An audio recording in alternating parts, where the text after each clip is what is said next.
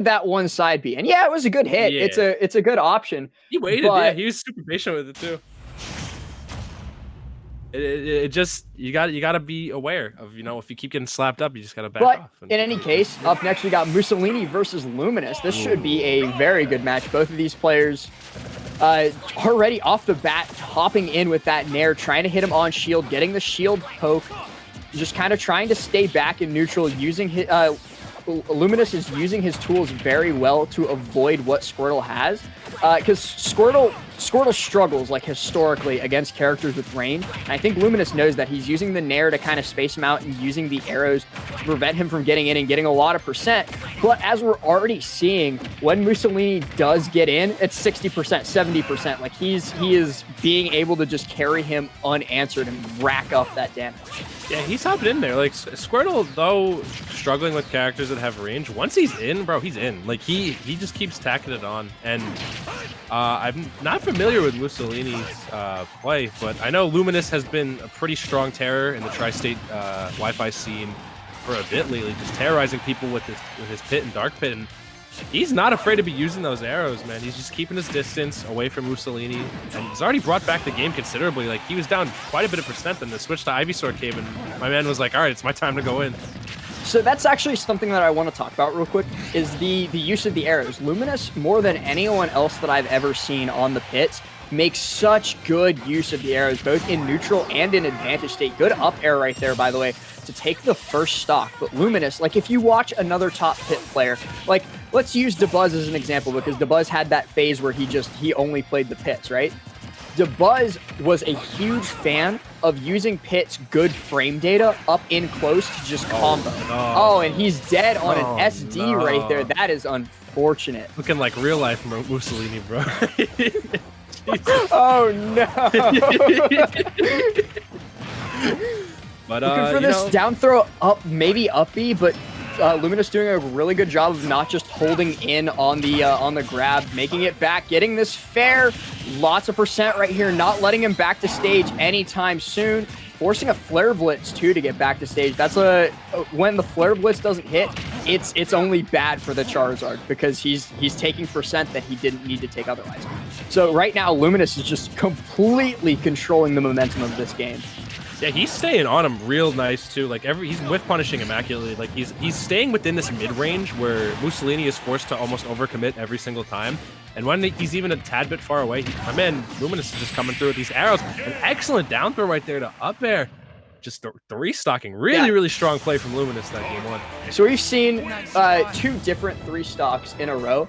Oh yeah. But that one was much more solid from both players, because Luminous wasn't just completely steamrolling over Moosolini. It was more of a slow burn, right? Like, he got in, he got 20%, he backed off. He got in, he got 30%, he backed off. He got in, he got a kill, then he backed off, right? It wasn't just I grabbed you and now you're dead kind of thing like we saw in the last game.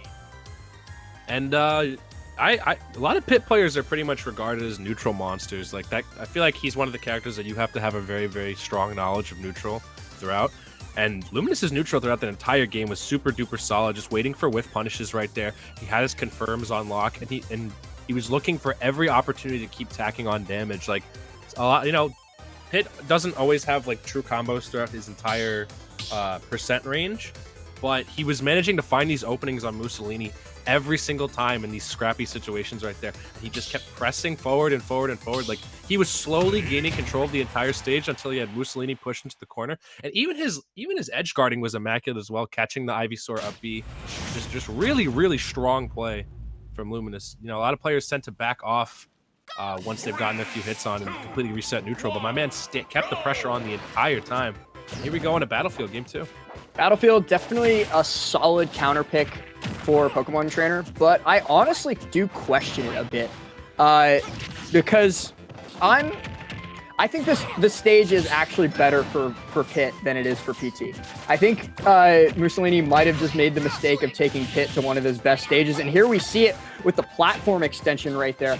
Great job pulling it out for a little bit of extra percent. You know, it's not something monumental, but that 13% that he got out off of that down air could be the difference between the game, right?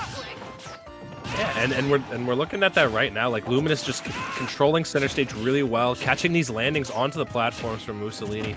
I think platforms aid PT quite a bit as well, but I have to say Pit's extensions off platforms and coverage, just when he's got center stage locked down, a lot of his moves, like that up smash right there, aid pretty heavily catching landings.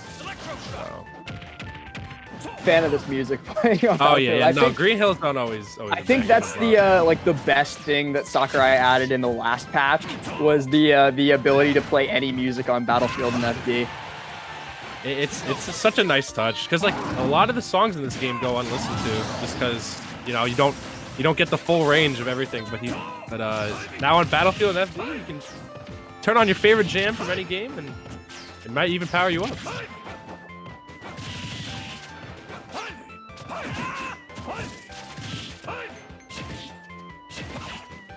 Just back and forth right now as Luminous is again just like the very first game. Like Luminous at the first stock, you know, it seemed pretty even, and then he's kind of just slowly started whittling Moosolini down until he's able to finish his food like really well. He's been polishing off these stocks very nicely while Moosolini's kind of been struggling a little bit to take the stocks. Again, really great job. You mentioned the neutral monster thing, and I think that's an apt description right now because it's not. I think the best way to describe this playstyle is chip damage. Mm-hmm. It's like watching Sheik in Melee, where it's a slow burn, it's a slow buildup of damage over time, and the longer you let him play his game, the more hurt you're going to get, and that's definitely showing right here. Like he didn't start off strong. Like Moosolini started off in advantage, like really strongly. And then all of a sudden, Luminous was up 3 stocks to 1, and now 2 stocks to 1. Good up smash, though, out of shield right there to punish the aerial option.